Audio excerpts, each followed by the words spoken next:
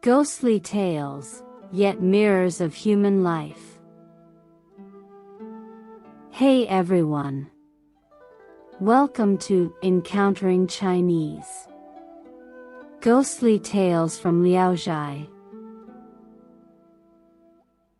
Today, I'm going to tell you a story called Huang Jiulang. There was a scholar named Heshitsun. Heshitsun's study room was on the east bank of Tiaoxi, surrounded by vast wilderness rarely traversed by people. One evening, as Heshitsun happened to go outside, he encountered a woman riding a donkey. A young man followed behind the woman. The woman, around 50 years old, exuded an air of elegance and grace. Observing the young man, who was approximately 15 or 16, Heshitsun found him exceptionally handsome, even more beautiful than a woman. Heshitsun, who had a penchant for admiring the same sex, felt as if his soul had left his body upon seeing the young man. Heshitsun stood on tiptoe, gazing after them until they disappeared. Only then did he return. The next day, Heshitsun eagerly waited there again. It wasn't until the sun set and the evening hues deepened that he saw the young man pass by once more. Heshitsun immediately went forward, greeting him with a smiling face, employing every means to please. Heshitsun asked the young man where he came from, and the young man replied, "I come from my grandfather's house." Heshitsun invited the young man to rest in his study for a while, but the young man declined, claiming not to have time. Heshitsun persisted and eventually dragged the young man into his house. After a short sit, the young man wanted to leave. Despite Heshitsun's attempts to detain him, the young man left. Heshitsun then grabbed the young man's hand, escorted him to the door, and earnestly asked him to visit the study often. The young man nodded in agreement and left.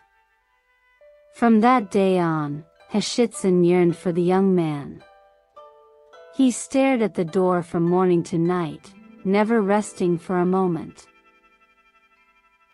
One day, as the sun was setting behind the western hills, the young man suddenly appeared. Heshitsun was delighted and invited the young man into the study, instructing his servant to set up some wine. He asked the young man's name, and the youth replied, "My surname is Huang, and I'm the 9th in my family. You can call me Huang Jiulang." Heshitsun asked, "Why do you pass by here so often?" Jiulang explained, "My mother is currently living at my grandfather's house. She often falls ill, so I come to visit her frequently." After drinking a few cups of wine, Jiulang intended to leave. However, Heshitsun grabbed his arm, blocked the way, and pleaded with him to stay. He even locked the door behind them. Jiulang had no choice but to sit back down. Under the lamplight, Heshitsun and Jiulang engaged in conversation. Heshitsun discovered that Jiulang was gentle like a girl. When the topic turned to flirtation, Jiulang blushed and turned his head to face the wall. After a while, Heshitsun proposed sharing the bed, but Jiulang declined, citing his poor sleeping habits. Heshitsun persisted, and Jiulang reluctantly took off his outer garment, lying on the bed with his pants on. Heshitsun blew out the candle, and after a while, he moved closer to share the pillow with Jiulang. With one arm around Jiulang's neck and the other on his thigh, Heshitsun tightly embraced him. Despite Heshitsun's persistent pleas, Jiulang angrily said, "I associated with you because you are a refined scholar. Your behavior, however, is truly beastly." After a while, as the morning star twinkled and the sky brightened, Jiulang left on his own. Fearful of Jiulang's severing ties, Heshitsun continued to wait for him daily by the door, pacing eagerly anticipating his return, his eyes penetrating the distance. After several days, Jiulang reappeared. Heshitsun welcomed him joyfully, expressing apologies for his previous recklessness. Saying this, he forcefully pulled Jiulang into the study again. They sat knee to knee, exchanging laughter and conversation. Heshitsun secretly rejoiced that Jiulang did not hold a grudge against him. However, not long after, the two undressed and climbed into bed once again. Heshitsun caressed Jiulang and begged him for intimate relations. Jiulang said, "Your deep affection for me is etched in my heart, but we are already close. Why must we engage in such acts?" Heshitsun sweet-talked and entangled Jiulang, only seeking some physical closeness. Jiulang reluctantly agreed, promising only skin contact. However, after Jiulang fell asleep, Heshitsun indecently touched him. Jiulang woke from his slumber, donned his clothes, abruptly rose, and fled overnight. From that day on, Heshitsun felt desolate, lost, and even reached the point of neglecting food and sleep. He grew weaker and more haggard each day, relying on his servant to continue monitoring, checking for Jiulang's return. One day, Jiulang passed by Heshitsun's house again. Although he intended to leave, the servant pulled at his clothes, leading him into the study. Jiulang was surprised to see Heshitsun looking extremely emaciated and approached him to offer consolation. Heshitsun revealed the truth about his condition, and tears rolled down his cheeks. Jiulang softly said to Heshitsun, "My original intention was that our love would be not only unbeneficial to me but also harmful to you, so I didn't want to be with you. However, since you like me so much, what's the harm?" Heshitsun was overjoyed upon hearing this. After Jiulang left, Heshitsun's health quickly improved, and after a few days, he had completely recovered from his illness. Jiulang returned, and after enjoying intimate moments with Heshitsun, he said, "Today, I reluctantly accepted your request, but you must not consider this as a common occurrence." He continued, "I have a favor to ask of you.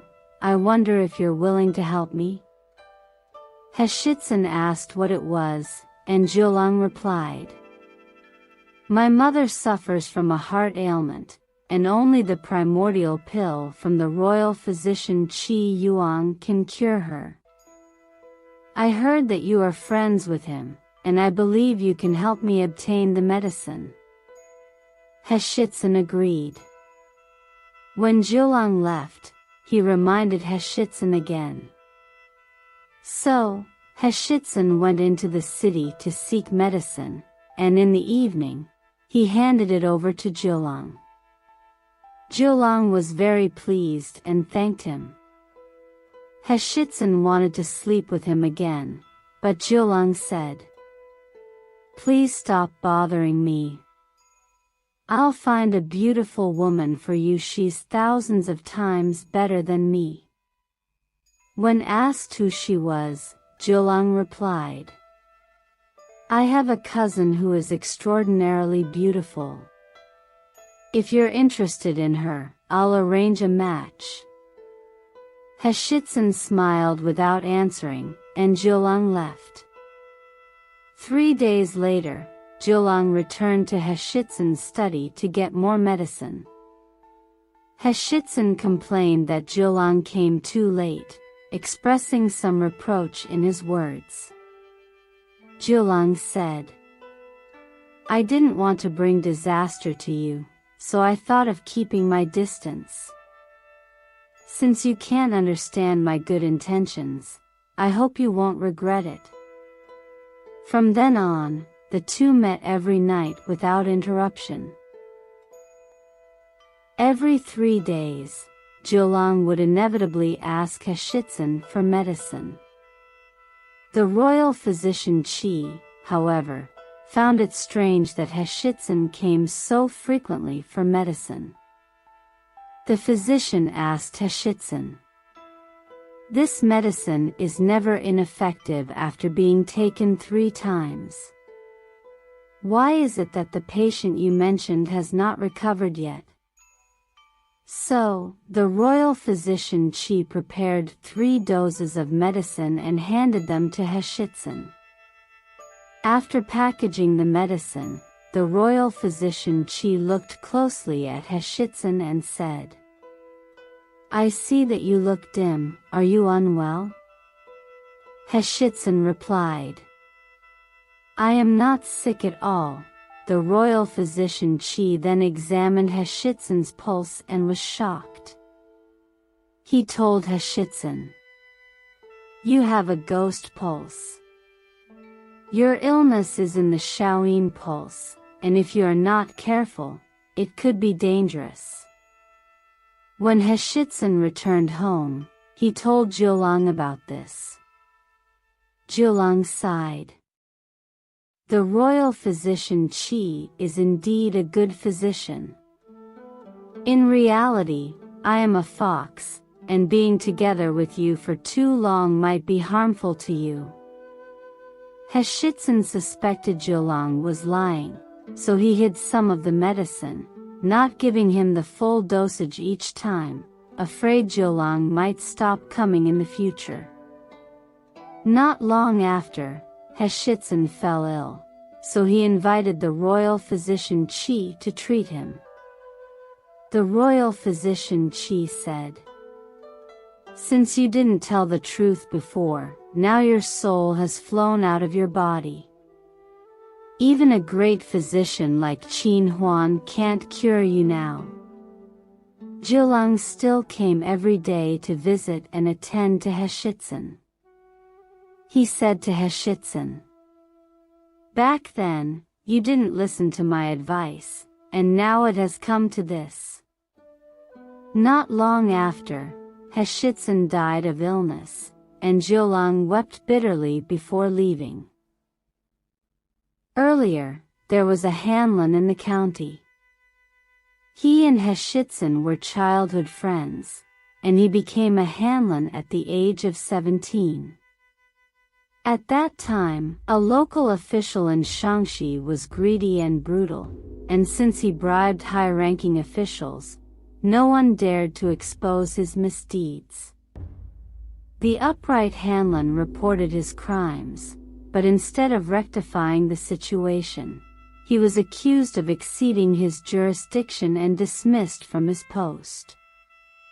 Later, the corrupt local official was promoted to the position of provincial governor of Shaanxi, and upon taking office, he sought revenge against the Hanlon. The honest Hanlon had once been favored by a rebel prince, so the governor bought old letters exchanged between the Hanlon and the prince to use as leverage against him. Fearing retaliation, the Hanlon committed suicide, and his wife followed suit. Unexpectedly, one day after the Hanlon's death, he suddenly revived. He identified himself as Heshitsun, and spoke only about the affairs of the He family. People then realized that the Hanlon's resurrection was due to Heshitsun's act of borrowing a corpse to return to life.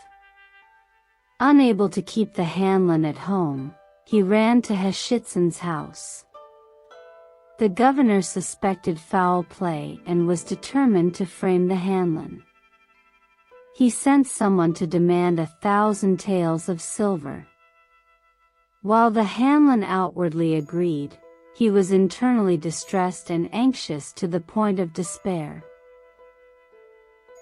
Suddenly, one day, someone reported that Jiulang had come. The Hanlon was delighted to converse with him, and their emotions were intertwined with joy and sorrow. Then, surprisingly, the Hanlon requested to sleep with Jiulang again. Jiulang said, "You've just come back to life, do you want to die again?" The Hanlon lamented, "I regret living in this world. It's too exhausting to live, and I'd rather be at peace in death." He then told Jiulang about his grievances and hardships. Jiulang, upon hearing this, was deeply concerned. After pondering for a while, he said, "Fortunately, we can meet again in the mortal realm. I know you still don't have a wife. Earlier, I mentioned my cousin to you. She is intelligent, beautiful, and quite resourceful. I believe she can help you share your burdens." The Hanlon wanted to meet Jiulang's cousin, and Jiulang said, "That's not difficult. Tomorrow, I'll go to fetch her to accompany my mother, and will definitely pass by here. Pretend to be my blood brother, and I'll pretend to be thirsty, asking you for water. If you say, 'The donkey has run away,' it means you agree to be with my cousin." With their plan in place, Jiulang left.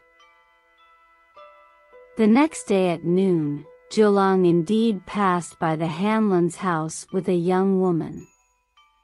The Hanlon greeted Jiulang with enthusiasm, chatting incessantly. He sneakily glanced at the young woman and saw that she was beautiful and graceful, resembling a fairy.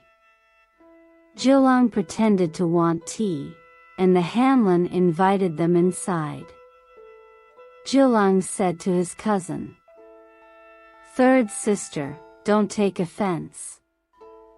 This is my blood brother. Let's rest inside for a while." Jiulang assisted her off the donkey, tied it at the door, and entered the house together. The Hanlon got up to make tea, taking the opportunity to glance at Jiulang and say, "You didn't fully describe her beauty before. If she can really marry me, I would die without regrets." Third sister seemed to sense they were talking about her, so she stood up and sweetly said to Jiulang, "Let's go." The Hanlon glanced outside and said, "The donkey has run away." Jiulang, upon hearing this, hastily ran out. The Hanlon, holding third sister, tried to get close to her. Her face turned red, and she was very embarrassed, shouting for Jiulang, but there was no response. She said to the Hanlon, "You already have a wife. Why do you want to ruin someone else's reputation like this?" The Hanlon claimed he didn't have a wife. Third sister said, "If you can swear to the mountains and rivers, guaranteeing that you will never abandon me in the future, I will live with you." The Hanlon then swore to the sky, and third sister no longer resisted. After their love affair, Jiulang returned. Third sister scolded him angrily, and Jiulang said, "This is the person I mentioned to you before, Heshitsun. He used to be a well-known scholar and is now a Hanlon after borrowing a body. He is a good friend we can rely on. Even if your mother knows about this, she won't blame me." In the evening, the Hanlon invited third sister to stay, not allowing her to leave. Afraid that her aunt would blame her, Jiulang took the initiative and left alone on the donkey. After a few days, a woman with a maid passed by the house. She was about 40 years old, resembling third sister in both appearance and demeanor.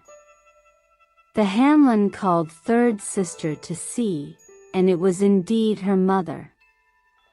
The woman saw her daughter and asked strangely, "How did you end up here?"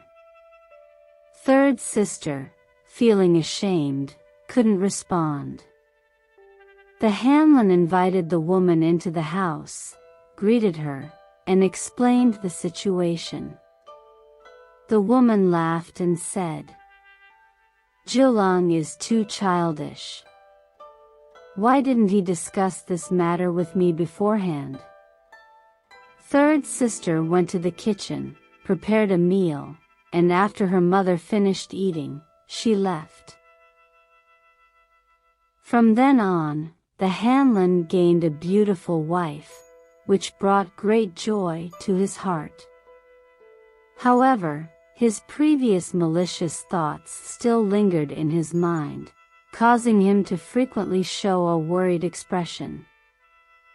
Third sister asked him what was wrong, and the Hanlon explained the whole story in detail. Third sister laughed and said, "My cousin alone can handle this matter. What is there for you, my husband, to worry about?" The Hanlon asked her what she meant, and third sister replied, "I heard that the provincial governor indulges in beauty, especially fond of handsome men. These happen to be my cousin's specialties. You can cater to his preferences, offer Jiulang to him, and his resentment will be alleviated. That way, you can also avenge your grievances." The Hanlon was concerned that Jiulang might not agree. Third sister said, "Just go and ask him." The next day, when Jiulang arrived, the Hanlon prostrated himself on the ground and crawled to greet him. Jiulang, surprised, asked, "We have a friendship spanning 2 lifetimes. As long as my assistance is needed, I will gladly serve, even if it means facing danger or hardship.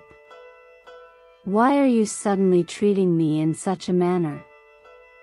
The Hanlon then explained third sister's plan, and Jiulang looked troubled.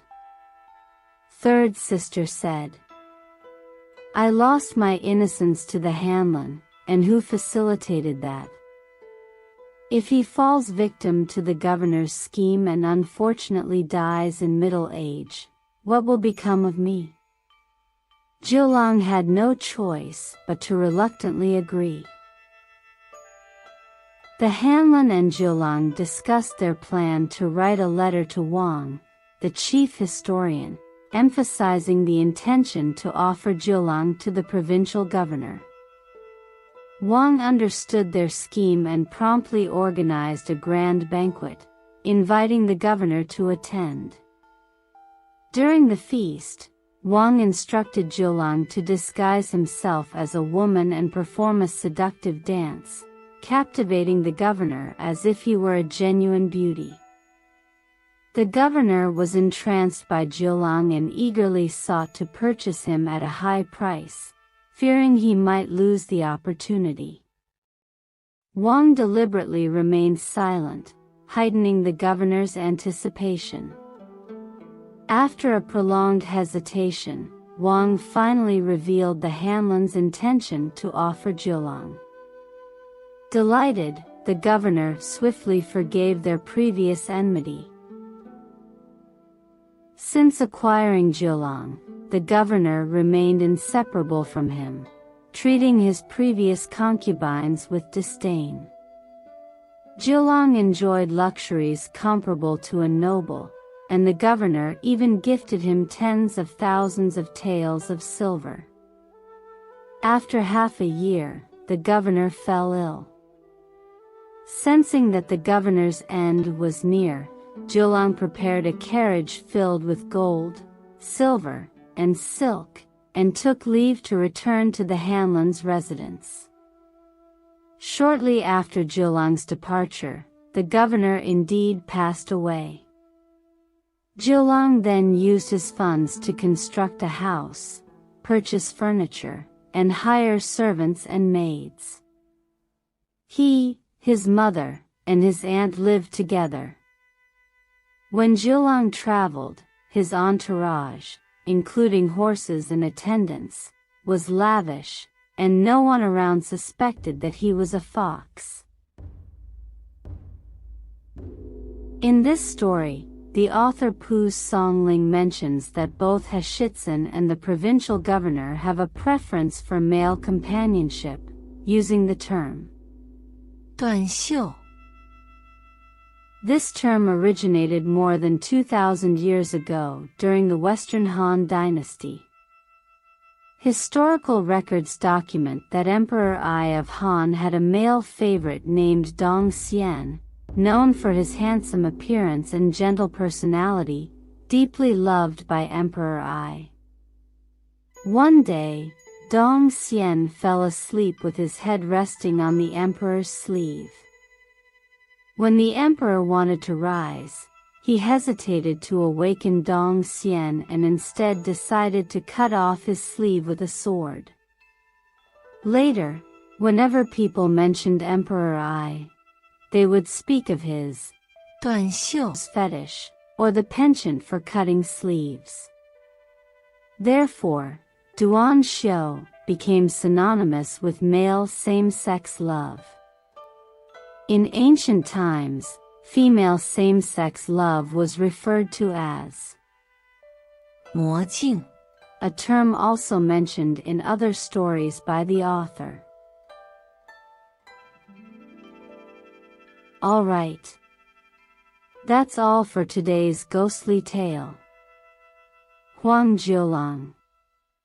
If you enjoyed it, please give it a thumbs up and subscribe. Please also encourage everyone to comment and share more. We'll see you in the next episode.